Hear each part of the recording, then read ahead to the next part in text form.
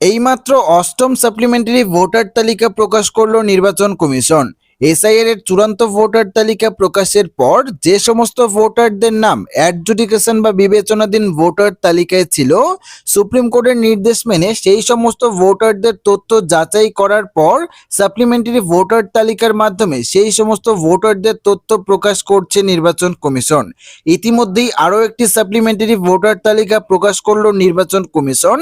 এই অষ্টম supplementary voter তালিকায় কতজন ভোটারের নাম রয়েছে, এখনো পর্যন্ত কতজন ভোটারের তথ্য যাচাই বা নিষ্পত্তি করা সম্পূর্ণ হয়েছে, পাশাপাশি যে সমস্ত ভোটারদের নাম এই অ্যাডজুডিকেশন বা বিবেচনাধীন ভোটার তালিকায় রয়েছে সেই সমস্ত ভোটারদের মধ্যে কতজন ভোটার আসন্ন বিধানসভা নির্বাচনে ভোট দিতে পারবেন এবং কতজন ভোটার ভোট দিতে পারবে না, এই নিয়ে নির্বাচন কমিশনের তরফ থেকে কি জানানো হয়েছে সমস্ত কিছু আপনাদেরকে একদমই ডিটেলসে জানিয়ে দেব এই ভিডিওটিতে।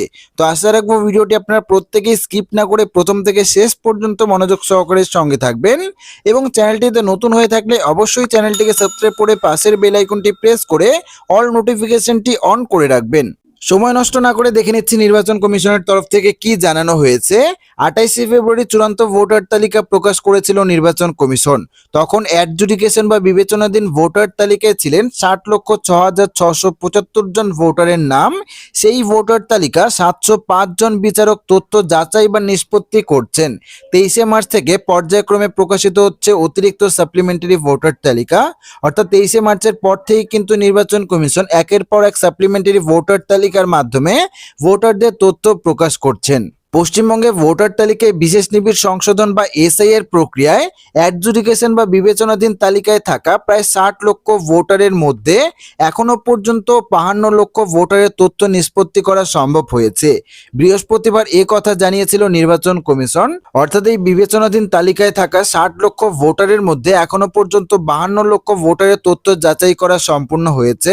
রাজ্যের মুখ্য নির্বাচন আধিকারিকের দফতর বা সিইওর দফতর ইতিমধ্যেই এসআইআর সংক্রান্ত নবম সাপ্লিমেন্টারি ভোটার তালিকা বা অষ্টম অতিরিক্ত ভোটার তালিকা প্রকাশ করেছে। এই তালিকায় প্রায় 3 লক্ষ নামের নতুন করে নিষ্পত্তি করা সম্ভব হয়েছে। নির্বাচন কমিশনের দেওয়া তথ্য অনুযায়ী রাজ্যে আরো 8 লক্ষের মতো ভোটারের নাম কিন্তু এখনো বিবেচনাধীন তালিকায় রয়েছে। কমিশন আগেই জানিয়েছিল মনোনয়ন জমা দেওয়ার শেষ দিনের আগে কিন্তু সেইগুলি নিষ্পত্তি হয়ে যাবে। রাজ্যে প্রথম দফার ভোটের মনোনয়ন জমা দেওয়ার শেষ দিন 6 এপ্রিল। অবশ্য বিবেচনাধীন ভোটারদের মধ্যে কতজন ভোটারের নাম এখনো পর্যন্ত এই তালিকা থেকে বাদ পড়েছে তা কিন্তু এখনো পর্যন্ত নির্বাচন কমিশনের তরফ থেকে স্পষ্ট জানানো হয়নি। পাশাপাশি 28শে ফেব্রুয়ারি চূড়ান্ত ভোটার তালিকা প্রকাশ করেছিল নির্বাচন কমিশন। তখন বিবেচনাধীন ভোটারের সংখ্যা ছিল 60,06,675 জন। সেই তালিকা 705 জন বিচারক কিন্তু নিষ্পত্তি করছেন। সুপ্রিম কোর্টের নির্দেশ মেনে নিষ্পত্তি হওয়া বা তথ্য যাচাই হওয়া তালিকা ধাপে ধাপে বার করার কথাও কিন্তু জানিয়েছিল নির্বাচন কমিশন। সেই অনুযায়ী গত 23শে মার্চ থেকেই কিন্তু অতিরিক্ত সাপ্লিমেন্টারি ভোটার তালিকার মাধ্যমে সেই সমস্ত ভোটারদের তথ্য প্রকাশ করছে কমিশন। কমিশন সূত্রে খবর, বিচারকরা যা তথ্য দিচ্ছেন তা প্রসেস করতে 4 থেকে 6 ঘন্টা সময় লাগছে, তারপরেই তা প্রকাশ করা হচ্ছে। প্রসঙ্গ, বিবেচনাধীন ভোটারদের নিয়ে পশ্চিমবঙ্গের রাজনৈতিক তরজা অব্যাহত।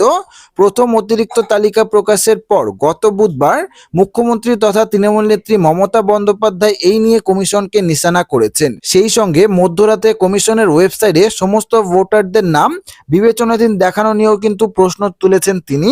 বিবেচনাধীন ভোটারদের একাংশ নাম ইচ্ছাকৃতভাবে বাদ দেওয়ার অভিযোগ কিন্তু উত্তর ও দক্ষিণবঙ্গের বিভিন্ন জেলায় বিক্ষোভ শুরু করেছেন ইতিমধ্যেই।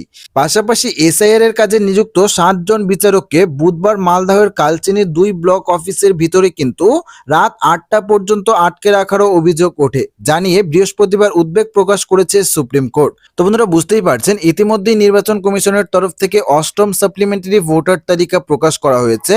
এই অষ্টম সাপ্লিমেন্টারি ভোটার তালিকায় নতুন করে আরো 3 লক্ষেরও বেশি ভোটারের তথ্য যাচাই বা নিষ্পত্তি করা সম্ভব হয়েছে।